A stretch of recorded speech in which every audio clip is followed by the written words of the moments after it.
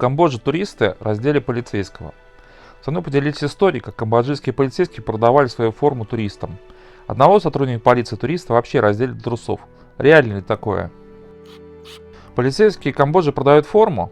Знакомые году так в 14-м из Паттайи ездили на экскурсию в храм Ангкор. Это в Камбодже. Тот самый, где снимали фильм «Расхитительница гробниц» с Анджелиной Джоли. Там произошел забавный случай. Камбоджийский полицейский, который нес службу возле храма, продал туристам всю свою форму. Наши были в восторге и скупили все. Полицейский остался с пистолетом в трусах и носках. Жаль только, что туристы не встретили Анджелину Джоли. Лучше бы ее раздевали. Я вспомнил о Лара Крофт в шортиках и отвлекся. О чем там я? В той же поездке возле другого храма к туристическому автобусу подошли уже двое полицейских и тоже продали большую часть своей формы. Вывод понятен. Мол, посмотрите, какие они нищие и глупые. Но так ли все просто? Как туристы раздели полицейского? Началось все с того, что возле туристического автобуса крутился полицейский. На фото тот самый сотрудник полиции и купленный у него жетон. Видимо, кто-то из туристов посмелее спросил, не продаст ли он что-нибудь.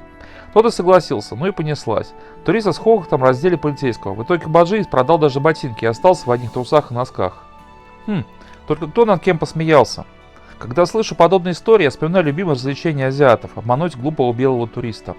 В той же Паттайе на каждом шагу продают околовоенное снаряжение.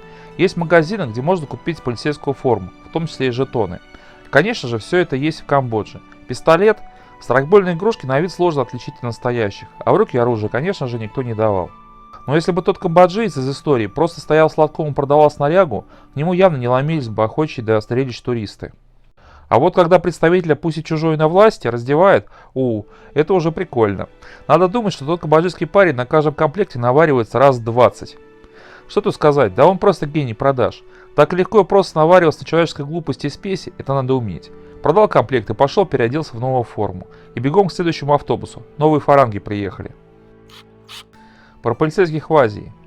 Стоит понимать, что служба в силовых структурах в Азии повсеместно почетна и уважаема. Помимо зарплаты, всевозможных льгот у полицейских и пенсии. Конечно, служители закона в Южной Корее и Бангладеше это разный уровень, но полицейские это всегда представители власти. Они всегда уважаемы, у них есть статус, знают нужных людей, обладают связями. Полиция полуофициально оказывает помощь бизнесу по решению разных проблем. Тут помог, там на что-то закрыл глаза или не заметил. То есть даже в Камбодже простые полицейские не бедствуют, хотя уровень доходов у рядового состава начальства, конечно же, разный. Но если бы настоящий полицейский додумался продавать форму, его свои же пришибли бы. А чтобы настоящий полицейский лучше служилось, и они не замечали лишнего, наш менеджер по продажам дает им некоторый процент, который, несомненно, тратит на поддержание порядка и законности в окрестностях Ангкора. Хотя в произошедшем, если честно, ничего плохого нет. Камбоджиец для семьи заработал деньги, а туристы уехали с сувенирами и впечатлениями. Ведь в итоге все остались счастливы, не так ли? С вами был Серпень. Благодарим за просмотр. Оставайтесь с нами и до новых встреч.